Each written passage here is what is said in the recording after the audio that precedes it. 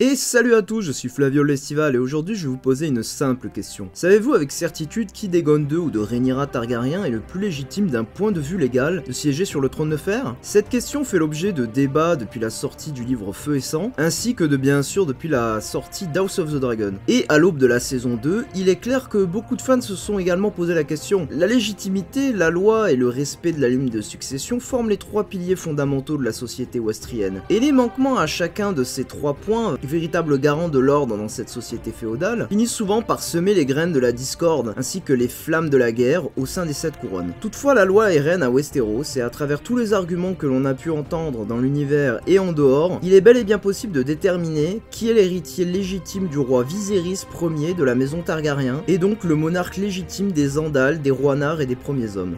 Aujourd'hui, jouant un peu le jeu du marketing qu'HBO avance pour la saison 2 d'House of the Dragon, et répondant enfin à cette sempiternelle question, afin que vous puissiez envoyer cette vidéo à cet ami qui vous dit toujours que c'est l'autre monarque que celui que vous supportez qui est en fait l'héritier légitime. Donc au final, qui est le plus légitime, Aegon II ou Rhaenyra Targaryen? Qui a raison, les verts ou les noirs? Avant de rentrer dans le vif du sujet, il est important de poser les bases de cette analyse. Que dit la loi de succession des 7 couronnes au final? Eh bien, pas grand chose. En effet, bien que la plupart des monarchies suivent des règles de dévolution de la couronne partiellement codifiées, encadrées et strictement respectées, le trône de fer quant à lui ne possède aucune loi d'héritage écrite et claire. Comme Otto Hightower aime sans cesse à le rappeler, les lois de dévolution de la couronne targaryenne suivent une logique coutumière ainsi que jurisprudentielle. En bref, l'on se base sur les successions précédentes pour émettre un jugement sur les prochaines dès qu'une dispute dynastique éclate. S'il en est ainsi, c'est tout simplement car George R.R. Martin, l'auteur des livres, a fait exprès de laisser la façon dont on hérite du trône de fer ambiguë afin de faciliter l'implémentation des disputes dynastiques qui marquent l'intrigue de son œuvre. En réalité, ces lois de succession auraient été la première chose qu'Aegon le Conquérant aurait décrété une fois son trône d'épée forgé afin d'en assurer la survie après sa mort. En d'autres termes, il n'y a aucun argument légal codifié qui peut être utilisé dans toute l'histoire des 7 couronnes jusqu'à la danse des dragons pour déterminer qui d'Aegon II ou de Rhaenyra Ier est le plus légitime. Alors vous allez me dire, comment les conseillers et membres de la famille royale arrivent-ils à déterminer qui doit être l'héritier? Eh bien, l'on en revient au précédent, à travers la manière dont les successions précédentes se sont déroulées. Donc, afin d'avoir pleine connaissance de ces précédents, nous allons brièvement revenir sur chacun des passages de pouvoir entre roi et héritier qui eut entre Aegon le Conquérant et Viserys Ier du nom. La toute première succession du trône de fer eut lieu entre Aegon le Conquérant et son premier fils, le roi Aenys Targaryen Ier du nom. Si l'on peut considérer cette succession comme classique, il est important de préciser que la situation d'Aegon ne l'était pas. En effet, étant marié à ses deux sœurs épouses, les reines Rhaenys et Visenya, et ayant eu un fils avec chacun d'entre elles, la succession s'annonçait déjà dangereuse. Aenys étant né en premier, c'est lui qui hérita du trône de fer à la mort du Conquérant. Notons ici que la succession d'Aenys n'est pas une succession fondamentalement liée à un principe de légitimité ou à celui du sexe du fils du Conquérant, mais simplement au fait que celui-ci ait été son premier enfant. Qu'en aurait-il été si Aegon n'avait eu que des filles? La couronne du Conquérant était une couronne guerrière ancrée dans le feu et le sang. Et certains considéraient, de par le fait qu'Aenys lui-même avait donné Feu Noir, l'épée du Conquérant, à son demi-frère Maegor, que celui-ci se mit à monter Balerion la Terreur Noire après la mort de leur père, et qu'il était en général un homme plus fort, plus viril et de nature plus martiale, qu'il était en réalité plus légitime qu'Aenys. À la mort d'Aenys Ier, Maegor, qui était en exil, revient sur Balerion et usurpe le trône de fer, marquant la première crise dynastique de succession du trône de fer. Le fils légitime d'Aenys, Aegon dit le Sans Couronne, essaye tant bien que mal de faire face à son oncle, à ce moment-là assiégé par des pauvres compagnons,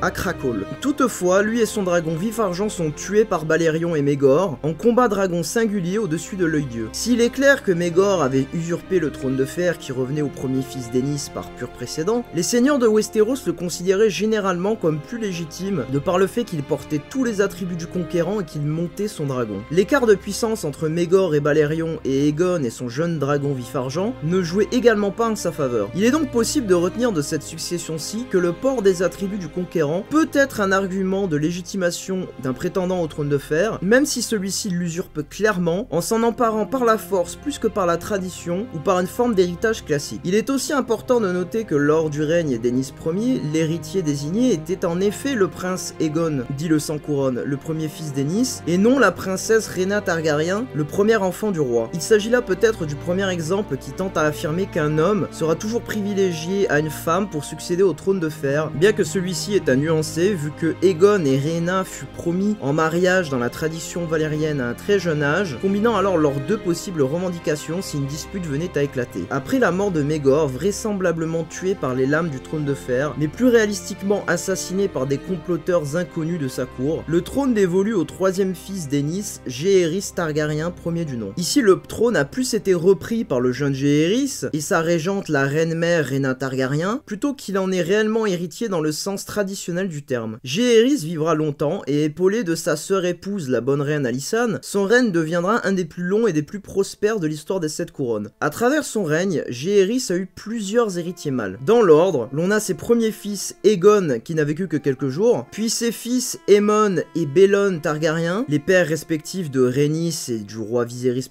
Ier ainsi que de Daemon. Son quatrième fils, Vaegon, dit le Sang-Dragon, était un prince antipathique qui fut exclu de la lignée de succession car il devient un maître de la citadelle. Lorsque son fils Balon meurt, le célèbre Grand Conseil de l'an 101, que l'on voit à Harrenhal au début de House of the Dragon, est tenu dans le but de rassembler toute la noblesse westrienne afin que chaque seigneur donne son avis sur lequel des prétendants le vieux roi devait-il choisir pour le succéder. Les seuls prétendants sérieux étaient évidemment la princesse Rhaenys Targaryen, fille unique d'Aemon Targaryen, le deuxième fils de Jaehaerys, et Viserys Targaryen, le premier fils du troisième fils de Jaehaerys, Balon Targaryen. Au final, comme on le sait, c'est Viserys qui deviendra le roi Viserys Ier du nom, qui est choisi pour succéder au trône de fer, et cet événement constitue la preuve légale par précédent pour certains seigneurs comme Otto Hightower, qui justifie de la preuve que les femmes sont exclues de la lignée de succession du trône de fer. Toutefois, beaucoup de spéculations et de théories existent afin de nuancer le résultat de ce fameux conseil. Beaucoup avancent la théorie selon laquelle les maîtres qui organisaient le recueil des votes et manipulaient le vote afin de voir Viserys hériter. De par la version des maîtres pour la magie, ils auraient préféré Viserys à Rhaenys, étant donné que lui n'avait plus de dragon depuis la mort de Balerion qui ne monta que 6 mois quand celui-ci était encore un jeune homme. Une réalité déjà plus palpable consiste également à spéculer que Jaehaerys, qui avait toujours eu des penchants plutôt misogynes, allant jusqu'à ruiner les vies de la plupart de ses filles, aurait en fait utilisé ce conseil, voire possiblement l'aide additionnelle des maîtres, afin de s'assurer que le royaume accepterait de nommer Viserys héritier, bien que d'un simple point généalogique, c'est Rhaenys, la reine qui jamais ne le fut, qui aurait dû devenir reine. Avant d'arriver au cœur de notre réflexion, à travers l'analyse de chacun des arguments dynastiques des Verts comme des Noirs, il est important de rappeler un détail qui aura une grande importance dans cette étude légale, celui de la place des femmes au sein de la royauté targaryenne. S'il est évident d'affirmer que les femmes ne sont pas égales aux hommes à Westeros, le cas de leur place dans la caste royale, et notamment en termes d'héritage, est grandement plus débattable, du moins jusqu'au règne de Viserys Ier. Déjà, contrairement à ce qu'Otto Hightower avance, les femmes ne sont pas étrangères à être nommées héritières du trône de fer. En effet, la reine Visenya était l'héritière présomptive d'Aegon le Conquérant jusqu'à la naissance d'Aenys, la princesse Rhaena était l'héritière présomptive d'Aenys jusqu'à la naissance d'Aegon le Sans-Couronne, ainsi que plus tard celle de son fils Jaehaerys, ainsi que la princesse Aera Targaryen, sœur de Jaehaerys, à la fois l'héritière présomptive du stérile Maegor et de son frère, jusqu'à la naissance d'Aegon, qui ne survit pas longtemps. À la naissance de la première fille de Jaehaerys, qui s'appelait Daenerys, elle fut également héritière jusqu'à la naissance de son frère Aemon. Si l'on observe une tendance d'écarter les femmes de la lignée de succession dès qu'un garçon est né, il est tout de même crucial de rappeler que si le roi, sans alternative masculine, serait venu à décéder durant cette période, ces femmes auraient bel et bien hérité du trône de fer. Le statut des reines des 7 couronnes jusqu'au règne de Viserys Ier sont aussi à prendre en compte. Hormis la reine Alyssa Velaryon, et en excluant le règne multipolygame de Maegor le Cruel, toutes les reines des 7 couronnes de Visenya à Rhaenys, jusqu'à la reine Alysanne, étaient alors dragonnières. Cette puissance qu'elles détenaient participait à accroître leur statut monarchique, et il est facile d'argumenter qu'une reine comme Visenya ou bien Alysanne a tout aussi bien contribué à gouverner le royaume que leur mari qui siégeait sur le trône de fer. Non pas comme une classique reine consort, mais comme une véritable égale au roi. C'est également via les traditions valériennes provenant des ruines fumantes des anciennes possessions de Valyria que les femmes targaryennes ne sont sujettes aux mêmes restrictions culturelles qui se sont imposées à toutes les autres femmes de Westeros. Le roi Jaehaerys Ier du nom a également fait propager dès le début de son règne, afin de résoudre la guerre de la foi, la doctrine d'exceptionnalisme qui avait pour but d'autoriser et de faire accepter à la populace la pratique de l'inceste à l'intérieur de la dynastie Targaryen, étant donné qu'il était considéré comme une abomination par la foi des Sept, mais que ce même inceste était normalisé à Valyria. Cette doctrine, toutefois, ne s'applique pas uniquement à l'inceste et tient aussi à mettre en avant le fait que les Targaryens, car ils sont les derniers au monde à posséder posséder le sang du dragon et à être dragonnier, ainsi qu'ils possèdent l'apparence si particulière des Valyriens qu'ils étaient plus proches de dieux vivants que d'ordinaires êtres humains. Par conséquent, les us et coutumes qui s'appliquent aux hommes ordinaires, c'est-à-dire aux non-valyriens, et ce qui revient à parler ainsi de la quasi-totalité des familles de Westeros en dehors de la leur, ne s'appliquent pas à eux. Il s'agit là d'une interprétation de cette doctrine d'exceptionnalisme, mais c'est cette interprétation qui donne à la caste royale des droits et des pouvoirs, ainsi que la possibilité de ne pas suivre les règles qui existent ailleurs à Westeros, et qui leur permettent d'agir réellement avec le pouvoir de la royauté, et qui sépare concrètement l'application de ce pouvoir à ceux des simples seigneurs de Westeros. À travers tous les éléments de mise en contexte, la question qui nous vient tout de suite à l'esprit, c'est celle de la désignation. Quel est le mode de désignation légale de l'héritier ou de l'héritière du trône de fer si aucune règle de succession codifiée existe, et si les précédents sont très changeants, vagues et ouverts à interprétation? Eh bien la réponse est plus facile qu'elle en a l'air. Le mode de désignation consiste en la simple volonté du roi. C'est le roi qui désigne celui ou celle qui va lui succéder. Aucune autre entité à Westeros n'en a le pouvoir, mis à part si le roi est déjà mort. Le Grand Conseil de l'an 101, par exemple, n'a pas choisi un héritier pour le roi Jaehaerys. Pas du tout. Les seigneurs ont voté, mais c'est le roi qui a déroulé le parchemin une fois les votes comptabilisés, et c'est lui qui a décrété qui était l'héritier. Sa parole est la loi. La raison pour laquelle le vieux roi a appelé un grand conseil, c'était parce qu'il savait qu'il allait choisir Viserys et qu'il cherchait à justifier son choix. En réalité, on n'hérite pas vraiment du trône de fer. On est choisi pour être héritier. Le roi a un contrôle total sur celui qu'il compte désigner, comme on le voit à travers du règne d'Aegon IV du nom, qui sans même avoir désigné Daemon Feu Noir comme héritier du trône de fer clairement, bien que selon des sources, il ait compté déshériter son fils avant sa mort, les seigneurs de Westeros sont tout de même choisis d'interpréter son choix comme celui d'une désignation d'héritage, alors même que l'héritier en question était un bâtard légitimé, qui n'était qu'un de ses innombrables enfants. Ainsi, le roi n'est ni contraint par la tradition, ni par la loi, ni par la foi, ni par les seigneurs de Westeros, et encore moins par l'ordre de succession dynastique. Lui et lui seul désigne celui qui lui succédera, qu'importe la qualité de cette personne. En réalité, l'on remarque que si le roi ne désigne pas clairement un héritier, c'est plus par défaut que le premier fils sera choisi comme héritier du trône de fer. À la fin de l'épisode 1 d'House of the Dragon, le roi Viserys Ier du nom décide de désigner sa fille, alors unique, Rhaenyra Targaryen, héritière du trône de fer, principalement afin de retirer ce titre à son frère, le prince vaurien Daemon Targaryen. L'on assiste à son sacre en tant qu'héritière, et tous les seigneurs du royaume de Stark à Hightower ploient le genou devant la princesse, lui jurant fidélité et obéissance. Cet acte cérémoniel est d'une importance capitale dans une société féodale comme celle des Sept Couronnes. Le premier argument des Noirs est donc celui de la désignation directe par le roi.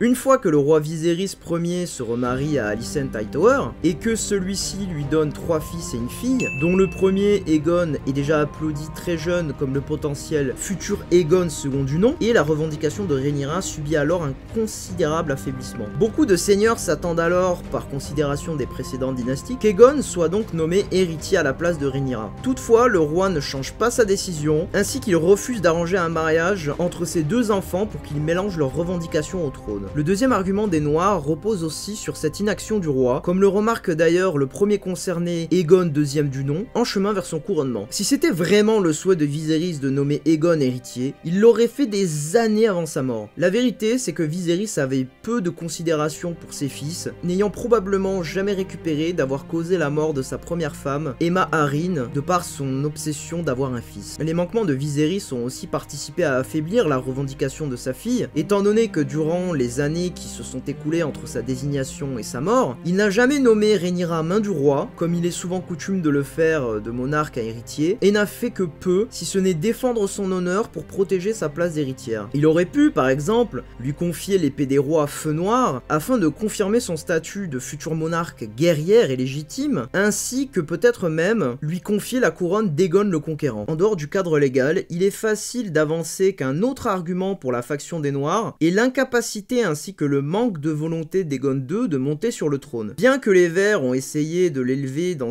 l'optique de devenir roi, Aegon, autant dans les livres que dans la série, ne répond pas à l'image pieuse, chaste et vertueuse qu'un roi doit renvoyer. Dans les livres, c'est Criston Cole qui convainc Aegon de devenir roi après la mort de son père, le poussant à accepter le trône en le convainquant que s'il laissait Rhaenyra régner, elle serait obligée de le tuer lui et ses frères pour ne pas être opposée. La série a également introduit la thématique capitale de la balade de glace et de feu. Viserys, dans House of the Dragon, révèle que si Aegon a conquis les 7 couronnes, ce n'était pas par orgueil, mais c'était à cause d'un rêve dragon. Cette vision lui a montré la longue nuit, et il avait prédit que c'était une Westeros unie derrière le feu des dragons Targaryens qui arriverait à sauver les hommes de la nuit. Si l'on ignore la saison 8 de Game of Thrones, c'est une thématique extrêmement importante pour Rhaenyra, étant donné qu'elle est la seule à connaître ce secret, transmis de roi en héritier depuis Aegon le Conquérant. Toutefois, cet argument n'est réellement important que pour l'audience, étant donné qu'ils sont les seuls au courant et que c'est une information secrète, si l'on peut dire. En comparaison, les Noirs ont moins d'arguments que les Verts, certes, néanmoins leurs arguments portent plus de poids légal, et comme on l'a vu précédemment, il n'est pas impossible pour les femmes d'hériter du trône de fer. Les Verts détournent quant à eux, dans la série, l'argument de la désignation en incluant une scène où, sur son lit de mort, Alicent interprète les derniers mots d'un Viserys mourant, pense parler à Rhaenyra, comme la preuve qu'il désire que ce soit Aegon qui lui succède. Celui-ci parlait en vérité du fils de Rhaenyra, aussi appelé Aegon. D'un point de vue légal, c'est un énorme bonus pour les Verts, qui se sentent alors justifiés dans leur tentative de coup d'état, et c'est un détail d'importance qui n'est pas présent dans le canon des livres à travers De Feu et Sang. Leurs arguments principaux dans les deux médias reposent sur la précédence du Grand Conseil de l'an 101, qui a préféré Viserys à Rhaenys, la préférence d'un héritier masculin sur le trône de fer et la répugnation qu'une femme puisse y être assise, la bâtardise supposée des 3 fils de Rhaenyra, ainsi que le danger de voir Daemon devenir roi consort. Les atouts de la légitimité d'Aegon II reposent, après son couronnement, du fait qu'il possède toutes les parures du pouvoir targaryen, étant donné qu'il brandit Feu Noir et qu'il porte la couronne du conquérant, tandis que Rhaenyra porte la couronne de son père, témoignant de ses propres arguments légalistes. Otto Hightower comme Rhaenys Targaryen s'accordent tous les deux à dire que les hommes du royaume ne supporteraient pas d'être dirigés par une femme. En effet, dans la société féodale,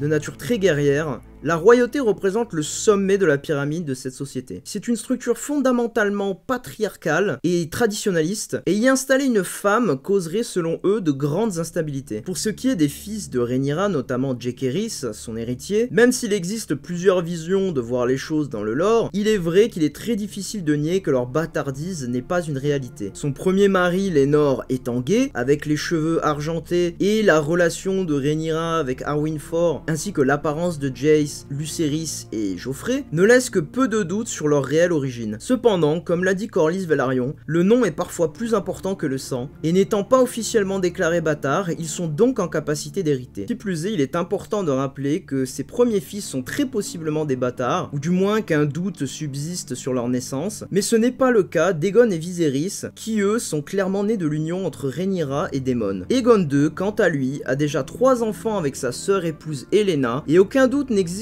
sur leur parenté, même si des théories existent sur le fait qu'il serait en fait Daemon, de par les relations qu'il entretient avec sa sœur, et l'apparent désintéressement d'Aegon, que ce soit de sa femme ou de ses enfants, préférant s'engager dans toute forme de débaucherie à la place. Ses enfants, je vous le rappelle, consistent de ses 2 fils, Jaehaerys et Maelor, ainsi que de sa fille, Jaehaera Targaryen. Enfin, en dehors de l'aspect légal, l'argument qui se veut anti-Daemon est compréhensible, si celui-ci était réellement sincère. À travers les trailers de la saison 2 de House of the Dragon, l'on peut déjà voir l'incontrôlabilité de Daemon réellement prendre part aux relations de pouvoir dans la faction des Noirs. Cependant, je ne pense pas que Daemon puisse être un plus grand danger comme roi consort, même si celui-ci viendrait à usurper le trône de Rhaenyra, qu'en mettant Aegon II sur le trône, le forçant ainsi à devenir un ennemi de la couronne et à se battre jusqu'à la mort contre les forces des Verts. Pour le peu que les Verts en savent, Daemon pourrait sauter sur Caraxès et décider d'annihiler le Donjon Rouge ainsi que la totalité de Port-Réal à la moindre occasion. J'exclus personnellement cet argument parce qu'il s'apparente plus à une justification à la prise de pouvoir des Verts plutôt qu'une réelle inquiétude de la part des conseillers de la couronne comme Otto Hightower. Maintenant que tous les arguments sont exposés, ainsi que leur origine, leur nuance et leur importance, au final, qui a raison? Quel côté est le plus légalement légitime? Si l'on met les arguments face aux autres, l'on s'aperçoit vite qu'un côté a des arguments plus pesants qu'un autre. Déjà, il est important de revenir sur la désignation et le contre-argument des Verts sur le sujet. Le changement d'avis mal interprété du roi Viserys ne constitue pas un argument à validité légale, même s'il avait été voulu et souhaité par le roi. Mais pourquoi? Car déjà, une déclaration sur son lit de mort de cette manière générerait que peu de légitimité pour les seigneurs de Westeros, comme le remarque Lyman des Essaims peu avant sa mort sur la table du conseil restreint. Et surtout car Rhaenyra avait été déclarée publiquement héritière du trône de fer et que tous les seigneurs du royaume lui avaient fait allégeance, ce qui n'est pas le cas pour Aegon II. Par conséquent, cette désignation mal interprétée du roi est caduque étant donné que celle-ci n'était pas publique et n'a été relatée qu'après sa mort. Car comme le dira Tywin Lannister, c'est un complot, l'on ne fait pas étalage d'un complot. L'on peut aussi voir lors de la scène du Conseil Vert dans House of the Dragon que cette désignation n'a revêt qu'au final peu d'importance, le coup d'état ayant déjà été préparé avant que cette désignation entre guillemets eut lieu, et il est probable que même les membres du Conseil Vert n'ont pas cru Alicent quand elle leur a annoncé. La jurisprudence du Conseil de l'an 101 et les précédents en termes d'héritage revêt leur importance, toutefois, auparavant, jamais un roi n'avait désigné sa première fille héritière sans que celui-ci ne la mette ensuite de côté au profit de son fils, une fois né, et que par conséquent l'inaction du roi sur le sujet invalide les précédents. Qui plus est, la parole du roi ainsi que la désignation priment sur les précédents, qui ne sont au final rien plus que des conseils que le roi peut décider d'entendre ou non. La place de la femme au sein de la royauté est marquée par la doctrine d'exceptionnalisme, et les discours selon lesquels nommer et garder Rhaenyra héritière serait rompre avec des siècles de tradition westérienne, ne peut aussi être entendu comme un argument légal étant donné que ces coutumes ne s'appliquent pas à la caste de la royauté valérienne. De plus, il n'y a rien qui tend vraiment à démontrer que les seigneurs du royaume viendraient à entrer en révolte si une femme venait à devenir reine. En effet, dans toutes les 7 couronnes, où les femmes ont une place bien moindre que celle des hommes dans la gouvernance des seigneuries, au sein de la royauté, on remarque que plus souvent qu'on ne le pense, des femmes viennent à gouverner directement. Dans la majorité des cas, il s'agit de régentes qui prennent les rênes du gouvernement pour leurs jeunes fils mineurs, mais dans d'autres, certaines ladies se voient, de par un concours de circonstances généalogiques, maîtresses de leur propre domaine. On le voit notamment à travers la maison Arryn qui est bien souvent gouvernée par une femme. Le fait qu'une femme soit au pouvoir n'est pas une chose si rare que ça à Westeros. Preuve en est, à l'heure de la danse des dragons, 2 des 7 royaumes, sans compter Dorne qui est toujours indépendante, sont dirigés par des femmes. Le Val à travers la lady Jane Arryn, que Jace va rencontrer dans la saison 2 d'House of the Dragon, et le Bif gouverné par la mère du seigneur Lyonel Tyrell, à peine né au début de la danse. Les 7 couronnes ne sont donc pas si étrangers que ça à la gouvernance des femmes, simplement que le trône de fer, encore jeune, n'a jamais encore été dirigé par une femme. Cet argument qui plus est valide, étant donné la guerre et la destruction qui en résultent principalement du fait des hommes, mais n'a donc pas tant de poids que ça. Quant aux enfants de Rhaenyra, oui, il est quasi certain que Jace, Lucerys et Joffrey sont les fils d'Arwyn IV et non de Laenor, et sont donc des bâtards. L'argument des Verts, c'est qu'autoriser Rhaenyra à monter sur le trône de fer ne ferait que retarder une guerre civile inévitable de par la bâtardise latente de son héritier. Cependant, cet argument sonne encore plus comme une justification au coup d'état des Verts, comme une réelle inquiétude légalement basée. En effet, si les 3 premiers fils de Rhaenyra sont un problème, alors battez-vous pour installer son 4e fils qui n'est pas un bâtard avéré, Aegon sur le trône, pas le fils d'Alicent. Il est même possible de simplement arriver à ce résultat via négociation avec Rhaenyra une fois couronné, car tous ses fils ne sont pas des bâtards, et les Verts semblent ignorer volontairement ce fait. L'on peut même pousser la réflexion plus loin, si le problème se constitue vraiment de par le fait que Rhaenyra doit être passée de la ligne de succession parce qu'elle est une femme, et que ses premiers fils doivent être exclus aussi car ils sont des bâtards, alors c'est toujours à son 4e fils Aegon que devrait revenir le trône. De cette manière, Daemon n'est pas au pouvoir, les Verts et les Noirs peuvent arriver à un compromis en se partageant la régence, ou en nommant par exemple Otto ou Alicent Hightower comme régent ou régente d'Aegon jusqu'à ce qu'il atteigne sa majorité, et la guerre est évitée. Aegon II, le demi-frère de Rhaenyra, n'est alors sur cette option que 3e dans la lignée de succession. Toutefois, la réalité est que les arguments qu'utilise la faction des Verts ne se situent pas le loin du monde dans une optique de promouvoir le bien du royaume, avant tout, mais s'intègrent dans une longue optique complotrice d'Otto Hightower, afin que son petit-fils devienne roi des 7 couronnes, et non l'inverse. Et alors, à travers les arguments et contre-arguments que les deux factions avancent, ainsi que le poids plus ou moins équivalent de ceux-ci, l'on peut affirmer avec la plus grande des certitudes que selon les lois de dévolution de la couronne et du trône de fer, que c'est bien la reine Rhaenyra Targaryen première du nom qui est la plus légitime à porter le titre de reine des Andals, des Rhoynar et des premiers hommes. Selon cette analyse, Aegon II et la faction des Verts sont vus comme des comploteurs, ce dernier un usurpateur, et tous les seigneurs qui le suivent seront vus comme des traîtres à la couronne. Mais comme George R.R. Martin aime à nous le rappeler, c'est le vainqueur qui écrit l'histoire, et on verra donc à la fin de la série qui est considéré comme le monarque légitime et qui est considéré comme l'usurpateur. Donc voilà, on a enfin réussi à répondre ensemble à cette sempiternelle question, et bien que le but scénaristique et philosophique de la Danse des Dragons, c'est justement l'idée selon laquelle aucune des factions n'avait raison pour semer autant de morts et de destruction juste pour un siège fait d'épée, mais n'hésitez quand même pas à me dire en commentaire ce que vous avez pensé de mon analyse, et si vous êtes d'accord avec le résultat. Comme toujours, n'oubliez pas de vous abonner si cette vidéo vous a plu, ainsi que de laisser un j'aime, ça aide énormément une petite chaîne comme la mienne, et sur ce, je vous dis à plus pour une prochaine vidéo. Allez, peace!